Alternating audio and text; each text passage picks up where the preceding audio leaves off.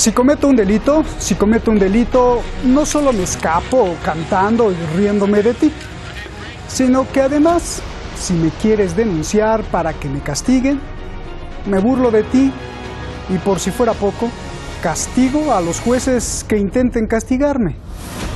Más claro no se puede definir la impunidad. Y más claro no se puede definir esta ley de la selva que desgraciadamente funciona en el mundo despiadadamente. Así funcionan los narcotraficantes, los secuestradores, los capos, los asesinos. Si me estorbas, te mato. Y luego mato al juez o al policía que me juzgue.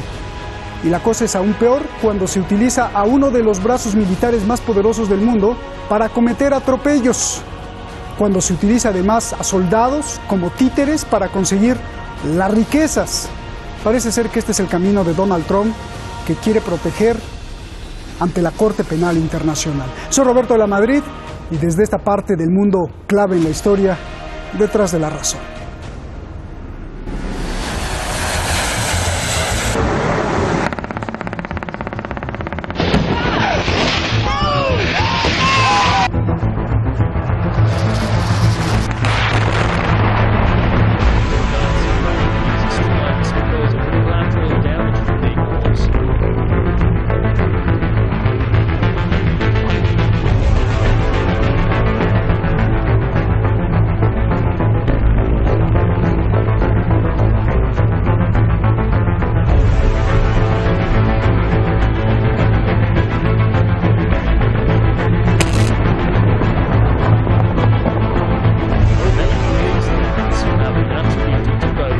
Durante la invasión de Estados Unidos a Afganistán desde 2001, se cometieron muchos crímenes.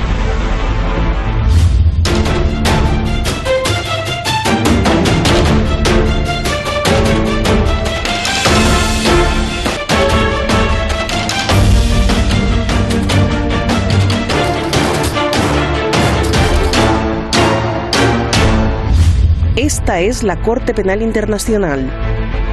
Investiga denuncias contra militares de Estados Unidos y agentes de la CIA por arrestos ilegales, tortura, ultraje, violación sexual contra personas detenidas en los conflictos de Afganistán, Lituania, Polonia y Rumania entre 2003 y 2004.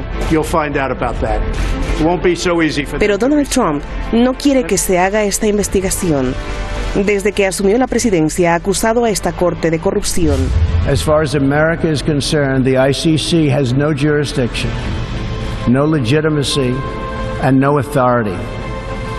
The ICC claims near universal jurisdiction over the citizens of every country, violating all principles of justice, fairness, and due process. We will never surrender America's sovereignty to an unelected, unaccountable global bureaucracy. Trump ha decidido castigar entonces a la Corte Penal Internacional. Firma una orden ejecutiva para sancionar a todos los funcionarios y jueces que están investigando los crímenes de guerra cometidos por la CIA y el Ejército de Estados Unidos. Cuentas bancarias, propiedades y cualquier bien de los funcionarios y sus familiares serán bloqueados. But we cannot allow ICC officials and their families to come to the United States to shop, travel, and otherwise enjoy American freedoms as these same officials seek to prosecute the defender of those very freedoms. El fiscal de Estados Unidos dijo que la Corte Penal es una cueva de ladrones, insinuando el escándalo de hace 3 años, donde el más alto fiscal de la Corte, el argentino Luis Moreno Ocampo, fue involucrado con una petrolera multimillonaria, lavado internacional de dinero y cuentas en paraísos fiscales.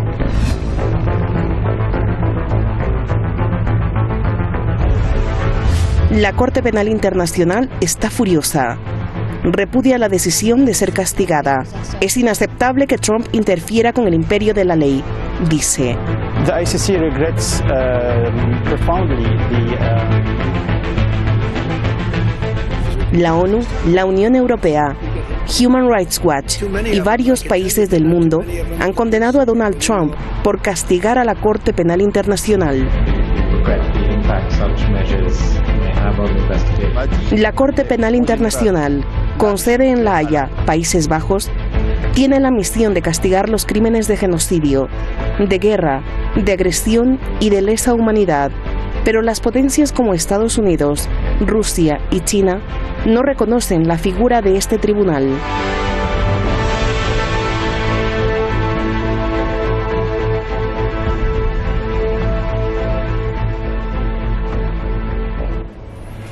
Muchísimas gracias al equipo detrás de La Razón, muchísimas gracias como siempre a usted. Por cierto, nos censuraron y nos volvieron a censurar un programa que hicimos sobre las tensiones que hay en México y cómo influye el globalismo y cómo influye en las decisiones de Donald Trump. Hubo un analista que defendió completamente a López Obrador, al presidente de México, y otro que pues lo criticó.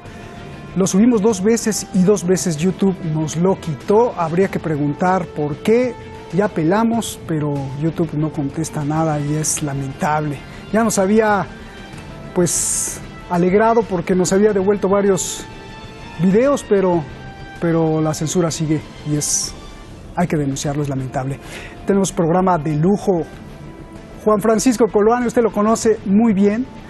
Más que analista político, él es un experto de cómo el tejido internacional se mueve, porque ha estado precisamente dentro de las Naciones Unidas. Gracias por estar aquí, Francisco. Y Daniel Lobato, pues Daniel, hace mucho que no te veía. Daniel, usted también lo conoce, siempre levantando la espada para denunciar las cosas injustas en el planeta. Gracias a los dos, tenemos programa de lujo sin duda. Francisco, comienzo contigo. A ver, castigar a los que castigan. A ver, no entiendo. Castigar a los que castigan los crímenes. Ayúdame a entender esto. ¿Se vale hacer esto? Un organismo... Bueno, adelante, porque hay muchas preguntas, por favor. Hola, ¿cómo están, audiencia? ¿Y cómo estás, Roberto? Gracias. Por escucharme otra vez y participar en este programa de nuevo. Yo creo que los dos están en falta, los dos tienen fragilidad.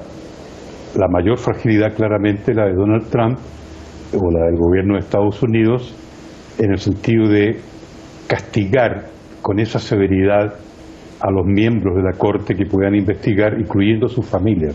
Eso es inédito. Por otro lado, la Corte también tiene falencias que están en las falencias del derecho internacional. El derecho internacional no es coercitivo, no tiene jurisdicción. Eso lo dice con mucha claridad el profesor Antonio Remiro Grotons y sus asociados, que editan un libro muy ya célebre que se llama Derecho Internacional. Digamos, el derecho internacional es una cortesía de las naciones y es una rama de la moral, de alguna manera. Es decir, el Estado, como el mundo no es un Estado, es el único que puede aplicar el derecho positivo en forma coercitiva, imponer una razón de orden, una razón penal, por decirlo de alguna manera. Es el Estado. El mundo no es un Estado. Por lo tanto, el derecho internacional ha navegado desde su creación como concepto en aguas muy frágiles. Y por otro lado, Estados Unidos, que es en esencia un país expansivo, que tiene una constitución, si uno la lee con cuidado, es una constitución que parte en contra de una monarquía, la monarquía británica, y se libera y se considera la constitución que tiene la potestad de la democracia a nivel global, porque es la primera colonia que se libera de un imperio, digamos en términos ya masivos e importantes, en términos de declaración. Entonces, esa constitución que tiene Estados Unidos es un vector para la expansión. Es decir, la constitución de Estados Unidos en su naturaleza es una constitución imperialista, por decirlo de una manera más popular, más vulgar hasta cierto punto, si uno quiera mencionar la palabra imperialista, más vulgarizada. Entonces, el vector que es la Constitución de Estados Unidos hace que Donald Trump actúe de esta manera y pretenda castigar severamente a aquellos que interfieren en su jurisdicción. Detrás de esto hay toda una trayectoria legal en Estados Unidos de esa potestad que se asume a partir de la Constitución de Estados Unidos, que ellos son los que administran la democracia en el planeta. Y eso es verdad, ese es el vector de la expansión fundamental de Estados Unidos. Ellos se creen una democracia superior, digamos la población, los políticos norteamericanos, el ciudadano que estudia, ¿no es cierto? No los críticos, pero los partidarios de esta concepción constitucionalista de Estados Unidos, en el sentido de que ellos son la verdad de la justicia. Entonces yo creo que en los dos lados hay una fragilidad. La fragilidad, digamos, la aberración más que fragilidad de una nación caracterizada como imperialista que usa su constitución para la expansión territorial. Es decir, donde ellos creen que no hay democracia, ellos pueden intervenir. ¿Por qué? Porque cualquier zona que rodee Estados Unidos, cualquier parte que no esté de acuerdo con los intereses internos de esa democracia, ¿no es cierto?, a partir de esa constitución de Estados Unidos, ellos pueden intervenir. Y no ha habido manera, ¿no es cierto?, ni que la Carta de Naciones Unidas pueda, ¿no es cierto?, detener esto. Entonces estamos frente a un conflicto muy interesante y que va a traer una cola, un reguero de debate muy importante, porque en el fondo Estados Unidos se está poniendo en la estacada, está diciendo claramente: yo puedo intervenir y a mí nadie me puede intervenir. Y eso, de acuerdo a la Carta de Naciones Unidas, no es posible. Yo creo que en este momento Estados Unidos se ha salido de la Carta. Por mucho que la Corte Penal no sea un instrumento validado desde el punto de vista del multilateralismo, es una asociación de buenas voluntades en los países, igual tiene un vínculo con las resoluciones del Consejo de Seguridad y las resoluciones de Naciones Unidas. Bien, gracias Francisco. Con lo que me dices, pues se me queda la boca abierta, porque entonces el ser humano va prácticamente a la deriva. Daniel, yo te pregunto, ¿coincides con lo que nos explica Francisco de que, bueno, pues el derecho internacional es prácticamente una cortesía y, por no decirlo así, pues una sugerencia, pero pues no tiene nada que ver con un orden? A ver, por favor. Bueno, muy buenas noches, muchas gracias por la invitación, Roberto. Un abrazo a Juan Francisco y a toda la audiencia de Hispan TV, un saludo afectuoso. Claro, todo esto tiene mucho que ver con la construcción de la legalidad internacional desde la Segunda Guerra Mundial. Es una construcción de una arquitectura legal plagada de contradicciones, y se superponen foros y órganos democráticos con otros foros para dominar o controlar a esos órganos democráticos supranacionales. Por ejemplo, el ejemplo más claro tenemos a la Asamblea General de Naciones Unidas, con luego que es un poco el Parlamento de países internacional, con luego un Consejo de Seguridad mafioso, que es el que de verdad ejerce eso. También en la Unión Europea tenemos modelos parecidos de representatividad anulada o sofocada, no hay representatividad de los pueblos, es una élite no elegida por nadie. Bueno, esa superposición en esa arquitectura legal imperfecta, pues tenemos otros organismos también democráticos, como el Consejo de Derechos Humanos, la UNESCO, Organización Mundial de la Salud, etcétera, de todos ellos, de los cuales se está desconectando, en un proceso de desconexión, Estados Unidos, porque Estados Unidos, bueno, con las reglas del juego tras la Segunda Guerra Mundial, pues esas reglas del juego le posibilitaron mantener la hegemonía. Y como decía Juan Francisco, ahora en esa pugna que hay entre legitimidades, entre la legitimidad de la arquitectura internacional o la legitimidad de la imposición de la violencia, de la hegemonía de la violencia por parte del mayor imperio planetario, que es Estados Unidos, ¿quién tiene el monopolio de qué? Pues en esta cuestión es donde estamos viendo ahora la pugna. Y hay que recordar que, claro, ahora es como si estuviéramos levantando o asomándonos a lo que hay debajo de la alfombra, de lo que se ha ido guardando durante 80 años debajo, la suciedad debajo de la alfombra, porque toda esta arquitectura nace después de unas bombas en Hiroshima y Nagasaki que indudablemente son crímenes de lesa humanidad, crímenes de guerra contra población civil, y eso nunca se ha juzgado, nunca se ha llevado a ningún... Y a partir de ahí, bueno, pues quiero recordar al activista William Bloom, muerto hace año y medio, un exfuncionario del Departamento de Estado norteamericano, que escribió, especialista en la política internacional norteamericana, escribió unos libros importantísimos, Estado Canalla o Asesinando Esperanzas, donde al final recopilaba todas y cada una de las intervenciones estadounidenses después de la Segunda Guerra Mundial, nada menos que en 69 países, tanto golpes de Estado, intervenciones armadas, bombardeos, aniquilación de movimientos populares, distintos tipos de intervenciones por Estados Unidos. Entonces, estamos asomándonos a lo que hay debajo de la alfombra y Estados Unidos está en una caída libre de aislamiento, lo hemos tratado aquí muchas veces, de ruptura de toda la legalidad internacional, de desconexión de toda la legalidad internacional, incluido el acuerdo nuclear con Irán y otros muchos, o los acuerdos con Rusia sobre armamento, etcétera. Bien, pues lo que tocas, Daniel, lo que tocas, Francisco, es prácticamente lo que decimos en filosofía, una pregunta ontológica, y se me hace verdaderamente triste porque así como el dólar es una moneda fiduciaria, se me antoja decir ahora que, no sé si esté bien, que nuestro proceder como seres humanos, usted que me está viendo, pues está basado en algo irreal. Es decir, si salgo a la calle, si Daniel habla lo que tiene que hablar, si tú, Francisco, habla lo que tiene que hablar, solo es una confianza, no hay nada que garantice que van a ser respetados tus derechos, porque es como la ley del más fuerte y la ley de la jungla, y esto es gravísimo porque tarde o temprano va a explotar en la psique humana. Perdón por esta reflexión, Francisco. Dime, ¿la Corte Penal o cualquier otro organismo internacional podría presumir de una verdadera imparcialidad e independencia en este mundo lleno de corrupción? ¿Y cuál sería entonces el derrotero del ser humano, por favor? Hay imparcialidad porque hay distintos países que la conforman.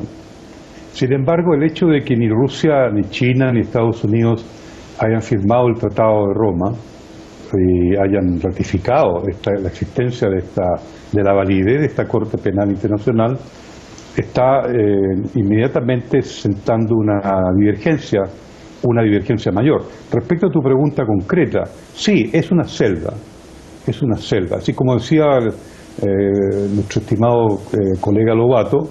A partir de la Segunda Guerra Mundial se funda una Carta de Naciones Unidas que es, digamos, es un instrumento de buena conducta, es un instrumento para, ¿no es cierto?, estimular la paz, la cordialidad y la concordia, el diálogo y la no intervención, claramente, y una secesión, un parar, un detener del colonialismo. Claramente que el proceso anticolonial, digamos, de descolonización empieza con la Carta de Naciones Unidas como un agreement global bastante interesante que se va desarrollando paulatinamente, algunos con violencia, otros con menos violencia. Entonces, la pregunta tuya de la ley de la selva, sí, estamos en una ley de la selva desde el punto de vista del derecho internacional. Hay muchas dudas que la organización institucional que se da durante la bipolaridad, y este es un punto, si me das un minuto adicional. Venga. Con la bipolaridad se estructuró un régimen o una arquitectura de poder equilibrado de dos poderes. Estados Unidos representando a la Alianza Transatlántica y la Unión Soviética representando a los no lineados y a los no Alianza Transatlántica, el otro polo. Algunos dicen que era para expandir el comunismo, yo no creo que esa era la intención de la Unión Soviética, expandir el comunismo, porque nadie puede tener esa osadía de creer que todo el mundo va a ser comunista. Yo no creo que ni Lenin se lo creía de alguna manera. Bueno, diciendo eso, esa bipolaridad programó un mundo institucional que hoy día no se ha desprogramado. Ese es el problema. Y esta Corte Penal es una nueva criatura que no existía en el momento de la bipolaridad. Es post-1990, es post-desplome soviético. ¿Para qué?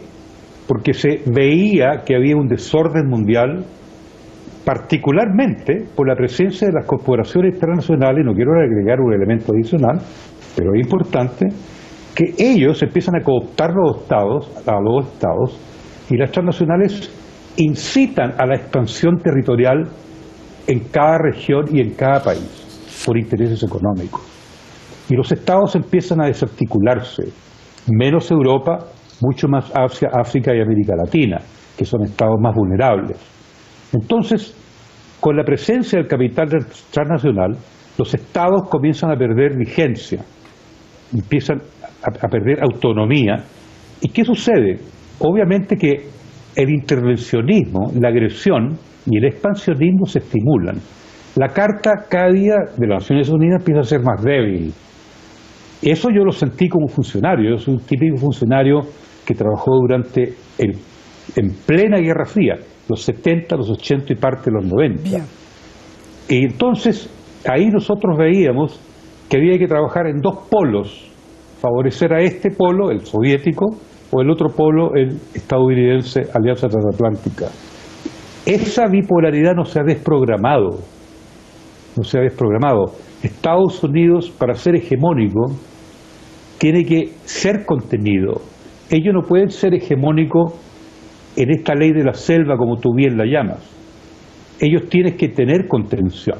Y esto que está haciendo Donald Trump es un boomerang, es contra sí mismo, porque ellos tienen que tener contención. Eso lo dice Stephen Walsh en un libro clásico sobre la supremacía norteamericana. Un poder hegemónico, si no tiene partners, digamos, interlocutores de discusión respecto a esta hegemonía, es una hegemonía de libre albedrío, una hegemonía del laissez-faire, una hegemonía ley de la selva, como tú la defines. Pues con lo que dices, la Carta de las Naciones Unidas parece que la implementaron para estimular a todos los de buena fe, pero no todos los seres humanos tienen buena fe, sobre todo los que mandan. Daniel, a ver, lejos de las cuestiones legales, orgánicas y de esencia, que son muy importantes, ¿cuáles son los delitos que Trump parece que no quiere que se sepan en esta cuestión de Afganistán? Y ¿cuál es la verdadera intención de Donald Trump de evitar que se castigue a las tropas y agentes de la CIA? Si ya sabemos cuál va a ser el resultado y además los presuntos delincuentes pues ya están en Estados Unidos, así que de todos modos no les iban a hacer absolutamente nada. Algunos críticos de Trump dicen que esto en realidad se trata de proteger a Israel para sentar bases o lanzar una advertencia de que no se les vaya a ocurrir abrir una investigación contra Netanyahu y sus amigos. Por favor. Bueno, eso es muy interesante porque pone en un contexto también la situación en la que estamos en la actualidad, en esa multipolaridad y en ese imperialismo desbocado, en esa rapiña, en ese proceso de rapiña también desbocado por parte de Estados Unidos y otras potencias. Hay que entender la deriva hacia el fascismo de traje y corbata en el cual estamos inmersos por no solo Donald Trump, Bolsonaro, Erdogan. Es una manifestación política, incluso en la Unión Europea, las políticas digamos fascistas de expulsión de refugiados, de negar la legalidad internacional que les ampara a personas que huyen de conflictos, pagando a Erdogan. Es decir, estamos en una deriva muy concreta ideológica hacia un mundo fortaleza de los privilegiados frente al resto del mundo que va a ser rapiñado. Entonces, en ese contexto, cualquier regulación internacional, como dicen los lobbies de la ultraderecha norteamericana, cualquier intento de regulación internacional pues va a ser de izquierda radical. Como decían algún lobby norteamericano, la Corte Penal Internacional es un juguete de la izquierda europea o del progresismo internacional. Bueno, no se trata de eso, se trata de que en estos momentos, como hemos dicho antes, el objetivo de Estados Unidos es derribar y evitar cualquier organismo supranacional. Esa construcción teórica que se inició tras la Segunda Guerra Mundial, pero que fue incompleta, imperfecta y que es motivo de mucha frustración para muchas personas del mundo. Entonces, en relación con lo que estás diciendo, muy breve, hay que recordar que la Corte Penal Internacional es un tribunal de último recurso. Es decir, actúa cuando la justicia del país involucrado se ha negado o ha hecho caso omiso para investigar lo denunciado y para dar una última oportunidad a las víctimas. Quiere esto decirse que Estados Unidos ha tenido la oportunidad de investigar los crímenes de guerra que en 2010 se salieron a la luz con Wikileaks, con Assange, Manning, Snowden, aquellos vídeos famosos desde un helicóptero de una matanza en Bagdad de civiles, o hace 5 años el bombardeo de un hospital en Afganistán, en Kunduz, llevado por Médicos Sin Fronteras. Estados Unidos se ha negado, y se ha negado como el culpable de la masacre de My Lai en Vietnam, aquel teniente que asesinó junto con su patrulla a 500 personas.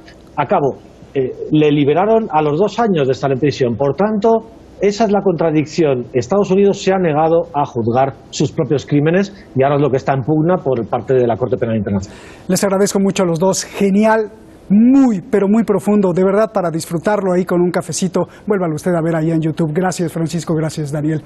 Sigue extendiéndose la mancha de la indignación por el racismo en Estados Unidos. ¿Es su esencia o es su método? Lo que sea es que con ello se han muerto muchas personas. Con esa ideología se ha hecho mucho daño y quizá Estados Unidos no sea el origen, ojo, sino más bien el punto de reunión de muchos racistas. Pero Donald Trump dice que no. De hecho, aunque los demócratas dicen que va a perder, también hay encuestas de otros que aseguran que va a ganar. ¿Qué piensa usted? ¿Cambiará el mundo? ¿Cambiará para mejor? ¿Se extinguirá algún día el racismo? Mañana aquí, con todos los ángulos posibles de este resentimiento que corroe en lo más hondo en la esencia humana. Buenas noches.